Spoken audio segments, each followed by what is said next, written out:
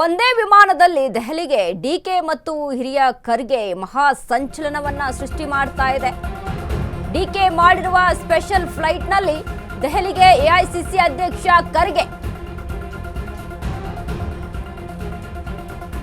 ದೆಹಲಿಗೆ ಹಾರಿದ ಡಿಕೆ ಶಿವಕುಮಾರ್ ಮಲ್ಲಿಕಾರ್ಜುನ್ ಖರ್ಗೆ ನಿನ್ನೆ ಇಷ್ಟೇ ಸಾಕಷ್ಟು ಗೊಂದಲ ಹುಟ್ಟಿ ಹಾಕಿತ್ತು ಈ ವಿಚಾರ. ಯಾಕಂದ್ರೆ ಕಲಬುರಗಿ ಏರ್ಪೋರ್ಟ್ ನಿಂದ ಸ್ಪೆಷಲ್ ಫ್ಲೈಟ್ ಟೇಕ್ ಆಫ್ ಸಂಜೆ 5:30 ವಿಮಾನದಲ್ಲಿ ಖರ್ಗೆ ಡಿಕೆ ರಹಸ್ಯ ಮಾತು.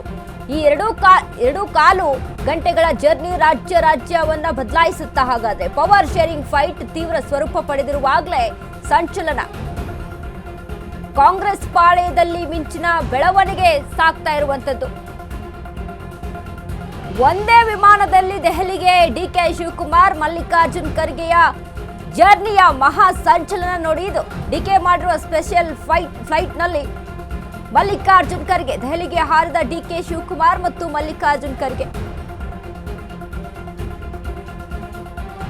ಸಂಜೆ 5:30 ವಿಮಾನದಲ್ಲಿ ಖರ್ಗೆ ಮತ್ತು ಡಿಕೆ ರಹಸ್ಯ ಮಾತು. ಈ 2.25 ಗಂಟೆಗಳ ಜರ್ನಿ ರಾಜಕಾರಣವನ್ನ ಬದಲಾಯಿಸುತ್ತಾ. ಪವರ್ ಶೇರಿಂಗ್ ಫೈಟ್ ತೀವ್ರ ಸ್ವರೂಪ ಪಡೆದುಕೊಳ್ಳುತ್ತಾ. ಕಾಂಗ್ರೆಸ್ ಪಾಳೆಯದಲ್ಲಿ ಮಿಂಚಿನ ಬೆಳವಣಿಗೆ. ಸಿಎಂ ಕ್ಯಾಂಪ್ ಅಲ್ಲಿ ಡವಾ ಈಗ. ಎಸ್ ನೋಡಿ, ಇವತ್ತು ಡಿಕೆ ಶಿವಕುಮಾರ್ ದೆಹಲಿಗೆ ತೆರಳುತ್ತಾರೆ. ಅಂದ್ರೆ ಮೊದಲಿಗೆ ರಾಜ್ಯದಲ್ಲಿ ಒಂದು ವಿಚಾರಕ್ಕೆ ಸಂಬಂಧಪಟ್ಟಂತೆ ಕಲಬುರಗಿ ಎಂಟ್ರಿಯನ್ನ ಕೊಡ್ತಾರೆ. ಕಲಬುರಗಿಯಿಂದ ಸ್ಪೆಷಲ್ ಫ್ಲೈಟ್ ನಲ್ಲಿ ದೆಹಲಿಗೆ ತೆರಳುತ್ತಾರೆ ಅನ್ನುವಂತ ಮಾಹಿತಿ ಇತ್ತು. ಬಟ್ ಮಲ್ಲಿಕಾರ್ಜುನ್ ಖರ್ಗೆ ಅವರ ಜೊತೆನೆ ತೆರಳುತ್ತಾರೆ ಅನ್ನುವಂತ ಇನ್ಫಾರ್ಮೇಶನ್ ಎಲ್ಲೂ ಕೂಡ ಸಿಕ್ಕಿರಲಿಲ್ಲ. ಯಾಕಂದ್ರೆ ಎಐಸಿಸಿ ಅಧ್ಯಕ್ಷ ಮಲ್ಲಿಕಾರ್ಜುನ್ ಖರ್ಗೆ ಈವರೆಗೂ ಸಹಿತ ರಾಜಕಾರಣದಲ್ಲಿ ನಡೀತಾ ಇರುವಂತ ಕುರ್ಚಿ ಫೈಟ್ ವಿಚಾರಕ್ಕೆ ಸಂಬಂಧಪಟ್ಟಂತೆ ಮಾತನಾಡಿದ್ರೆ ಅದು ರಾಜ್ಯದ ವಿಚಾರ, ಅದನ್ನ ರಾಜ್ಯದಲ್ಲಿ ಇರುವಂತ ಆ ನಾಯಕರೇ ನೋಡ್ಕೊಳ್ತಾರೆ ಅನ್ನುವಂತ ವಿಚಾರವನ್ನ ಮಾತಾಡ್ತಾ ಅಲ್ಲಿ ಅಂದ್ರೆ ಒಂದ್ ರೀತಿಯಾಗಿ ಅದನ್ನ ಕೇರ್ಲೆಸ್ ಮಾಡ್ತಾ ಬಂದಿದ್ರು. ಬಟ್ ಇಲ್ಲಿ ನೋಡಿ, ಈ ಒಂದು ಡಿಕೆ ಶಿವಕುಮಾರ್ ಮತ್ತು ಮಲ್ಲಿಕಾರ್ಜುನ್ ಖರ್ಗೆಯ ಈ ಒಂದು 2.25 ಗಂಟೆ ಒಂದು ಜರ್ನಿಯಲ್ಲಿದೆಯಲ್ಲ, ಆ ಜರ್ನಿಯಲ್ಲಿ ಏನೆಲ್ಲ ಮಾತುಕತೆ ಆಗ್ಬಹುದು ಅನ್ನುವಂಥ ವಿಚಾರಕ್ಕೆ ಸಂಬಂಧಪಟ್ಟಂತೆ ಇದೀಗ ರಾಜಕೀಯದಲ್ಲಿ ಸಾಕಷ್ಟು ಚರ್ಚೆಗೆ ಗ್ರಾಸವಾಗಿರುವಂತಹ ವಿಚಾರ. ಹಾಗಾದ್ರೆ ಮಲ್ಲಿಕಾರ್ಜುನ್ ಖರ್ಗೆ ಅವರ ಜೊತೆಗೆ ಕುರ್ಚಿ ಸಂಬಂಧಪಟ್ಟಂತೆ ಸಿಎಂ ಸ್ಥಾನದ ವಿಚಾರಕ್ಕೆ ಸಂಬಂಧಪಟ್ಟಂತೆ ಡಿಕೆ ಶಿವಕುಮಾರ್ ಅವರು ಮಾತನಾಡ್ತಾರಾ ಅಂತ ಅಂದ್ರೆ ಎಸ್ ಅಫ್ಕೋರ್ಸ್ ಮಾತನಾಡೇ ಆಡ್ತಾರೆ. ಯಾಕಂದ್ರೆ ಈಗಾಗಲೇ ಏನು ಸಿಎಂ ಸಿದ್ದರಾಮಯ್ಯ ಅವರ ಒಂದು ಹೇಳಿಕೆಯನ್ನ ಕೊಡ್ತಾರೆ. ಜನ ನನ್ನ ಪರವಾಗಿದ್ದಾರೆ, ಜನಗಳು ಎಲ್ಲಿಂದ ಎಲ್ಲಿವರೆಗೂ ನನ್ನ ಕರೆದುಕೊಂಡು ಹೋಗ್ತಾರೆ ಅಲ್ಲಿವರೆಗೂ ನಾನು ಹೋಗ್ತೀನಿ ಅನ್ನುವಂತಹ ಮಾತನ್ನ ಸಿದ್ದರಾಮಯ್ಯ ಅವರು ಏನು ಹೇಳ್ತಾರೆ. ಅವರ ಮಾತು ಆದ ಬಳಿಕ, ಅವರ ಒಂದು ಹೇಳಿಕೆಯ ಬಳಿಕ ಡಿಕೆ ಶಿವಕುಮಾರ್ ಸಡನ್ ಆಗಿ ದೆಹಲಿಗೆ ಪ್ಲಾನ್ ಅನ್ನ ಮಾಡ್ಕೊಳ್ತಾರೆ, ದೆಹಲಿಯ ಟೂರ್ಗೆ ಪ್ಲಾನ್ ಅನ್ನ ಮಾಡ್ಕೊಳ್ತಾರೆ. ಈ ವಿಚಾರ ಹಾಗಾದ್ರೆ ಬಜೆಟ್ ಸಹಿತ ಆಯ್ತು. ಬಜೆಟ್ ಆದ್ಮೇಲೂ ಸಹಿತ ಪಂಚರಾಜ್ಯಗಳ ಎಲೆಕ್ಷನ್ ಅನ್ನ ಮುಂದಿಟ್ಕೊಂಡು ಇನ್ನೂ ಡಿಲೇ ಆಗ್ಬೋದು.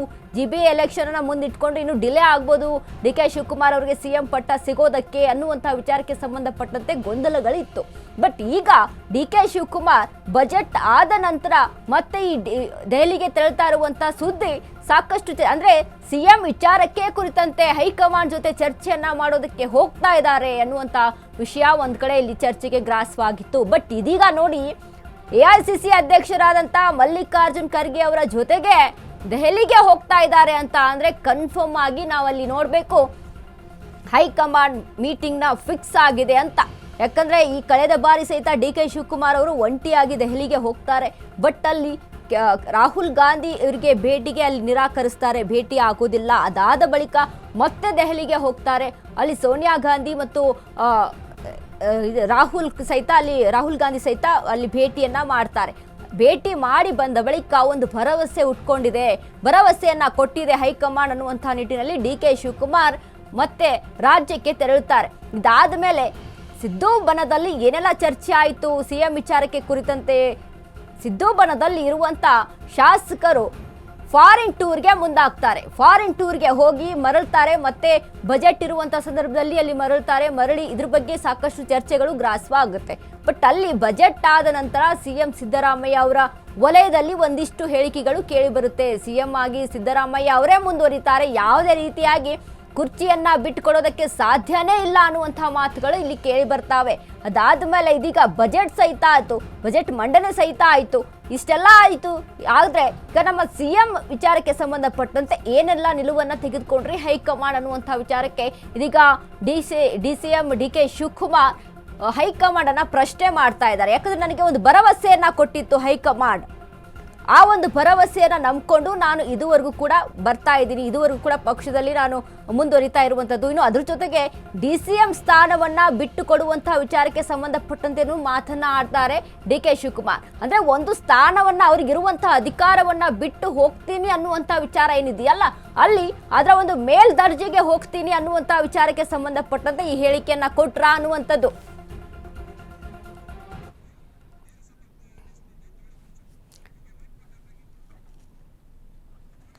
ಈ ಬಗ್ಗೆ ಹೆಚ್ಚಿನ ಮಾಹಿತಿಯನ್ನ ಕೊಡ್ತಾರೆ ನಮ್ಮ ಪ್ರತಿನಿಧಿ ವಿವೇಕ್. ಇದೀಗ ಡೆಸ್ಕ್ ಲೈವ್ ಇಂದ ನಮ್ಮ ಜೊತೆ ಸಂಪರ್ಕದಲ್ಲಿರುವಂತದ್ದು. ಎಸ್ ವಿವೇಕ್, ಇದೀಗ ನೋಡಿ DK ಶಿವಕುಮಾರ್ ಅವರು ದೆಹಲಿಗೆ ತೆರಳುತ್ತಾರೆ ಅನ್ನುವಂತ ವಿಚಾರವೇ ಒಂದು ರೀತಿಯಾಗಿ ಚರ್ಚೆಗೆ ಗ್ರಾಸವಾಗಿದ್ರೆ, ಇಲ್ಲಿ ಮತ್ತೊಂದು ಅಂತ ಅಂದ್ರೆ ಅಲ್ಲಿ ಮಲ್ಲಿಕಾರ್ಜುನ್ ಖರ್ಗೆ ಅವರ ಜೊತೆಗೆ ದೆಹಲಿಗೆ ತೆರಳುತ್ತಾ ಇದ್ದಾರೆ ಅನ್ನುವಂಥದ್ದು ಸಾಕಷ್ಟು ಸಿದ್ದು ಬಣದಲ್ಲಿ ಡವ ಅಲ್ಲಿ ಹುಟ್ಕೊಂಡಿರುವಂತದ್ದು. ಮತ್ತೊಂದು ಕಡೆ ಸಾಕಷ್ಟು ಈಗಾಗಲೇ CM ಫೈಟ್ ವಿಚಾರಕ್ಕೆ ಸಂಬಂಧಪಟ್ಟಂತೆ ಚರ್ಚೆ ನಡೆಯುತ್ತೆ ಅನ್ನುವಂತ ವಿಷಯ ಮತ್ತೊಂದು ಕಡೆ ಇರುವಂತದ್ದು. ಏನೆಲ್ಲ ಅಪ್ಡೇಟ್ಸ್ ಇದೆ ವಿವೇಕ್ ಈ ಬಗ್ಗೆ? ಎಸ್ ವನಿತಾ, ಈಗಾಗಲೇ ಏನು ಪವರ್ ಶೇರಿಂಗ್ ವಿಚಾರ ರಾಜ್ಯದಲ್ಲಿ ದೊಡ್ಡ ಮಟ್ಟದಲ್ಲಿ ಕೇಳಬಂದಿತ್ತು. ಈ ಹಿಂದೆ 2025 ನವೆಂಬರ್ನಿಂದ ಕೂಡ ಪ್ರಾರಂಭವಾಗಿ ಇಲ್ಲಿಯವರೆಗೂ ಕೂಡ ಪವರ್ ಶೇರಿಂಗ್ ಫೈಟ್ ಸಾಕಷ್ಟು ಬಾರಿ ಕೇಳಿ ಬರ್ತಾನೆ ಇತ್ತು. ಆದರೆ ಈಗ ಹೊಸ ಸ್ವರೂಪವನ್ನು ಪಡ್ಕೊಂಡಿದೆ ಅಂತಲೇ ಹೇಳ್ಬೋದು. ಈ ಹಿಂದೆ ಆದರೆ ಎಲ್ಲ ಶಾಸಕರು ಒಂದು ಕಡೆ ಸೇರೋದಾಗಿರ್ಬೋದು, DK ಶಿವಕುಮಾರ್ ಬಣದವರು ಒಂದು ಹೇಳಿಕೆಗಳನ್ನು ಕೊಡ್ತಾ ಇದ್ರು, ಜೊತೆಗೆ CM ಆಪ್ತರು ಕೂಡ ಒಂದಿಷ್ಟು ಹೇಳಿಕೆಗಳನ್ನು ಕೊಡುವಂಥದ್ದು, ಈ ರೀತಿಯಾದ ಒಂದಿಷ್ಟು ವಾರ್ಗಳು ಕೂಡ ನಡೀತಿತ್ತು. ಆದರೆ ಈಗ ಇನ್ನೊಂದು ಸ್ವರೂಪ ಪಡ್ಕೊಂಡಿದೆ. ಹೋಗಿ ಹೈಕಮಾಂಡ್ ನಾಯಕರ ಅಂಗಳಕ್ಕೆ ಹೋಗ್ತಕ್ಕಂಥ ಕೆಲಸಕ್ಕೂ ಕೂಡ ಈಗ DK ಶಿವಕುಮಾರ್ ಅವರು ಮುಂದಾಗಿದ್ದಾರೆ ಅಂತ ಹೇಳ್ಬೋದು. ಇದೇ ವರ್ಷದಲ್ಲಿ 2025ರಲ್ಲಿ ಇಲ್ಲಿಯವರೆಗೂ DK ಶಿವಕುಮಾರ್ ಅವರು 4 ಬಾರಿ ಡೆಲ್ಲಿಗೆ ಹೋಗಿ ಬರ್ತಾರೆ. ಬೇರೆ ಬೇರೆ ಕಾರ್ಯಕ್ರಮಗಳು ಅಂತ ಯಾವುದಾದ್ರೂ ಒಂದು ಕಾರ್ಯಕ್ರಮದ ನೆಪದ ಮೇಲೆ ಹೈಕಮಾಂಡ್ ನಾಯಕರ ಭೇಟಿಗೆ ಪ್ರಯತ್ನ ನಡೆಸ್ತಿದ್ದಾರೆ ಅನ್ನೋ ಒಂದಿಷ್ಟು ವಿಚಾರಗಳು ಕೂಡ ಚರ್ಚೆ ಆಗೋದಕ್ಕೂ ಕೂಡ ಆರಂಭವಾಗುತ್ತೆ ರಾಜ್ಯದಲ್ಲಿ. ಆದರೆ ನಿಜಕ್ಕೂ ಕೂಡ DK ಶಿವಕುಮಾರ್ ಅವರು ಹೈಕಮಾಂಡ್ಗೆ ಭೇಟಿ ಮಾಡಕ್ಕೆ ಹೋಗಿದ್ರಾ ಇಲ್ವಾ ಅನ್ನೋದು ಒಂದು ಕಡೆ ಕುತೂಹಲ ಮೂಡಿಸುತ್ತೆ. ಆದರೆ ಈ ಬಾರಿಯ ಏನು ದೆಹಲಿ ಚಲೋ ಇದೆ DK ಶಿವಕುಮಾರ್ ಅವ್ರದ್ದು, ಇದು ವಿಭಿನ್ನವಾಗಿದೆ ಅಂತಲೇ ಹೇಳ್ಬೋದು.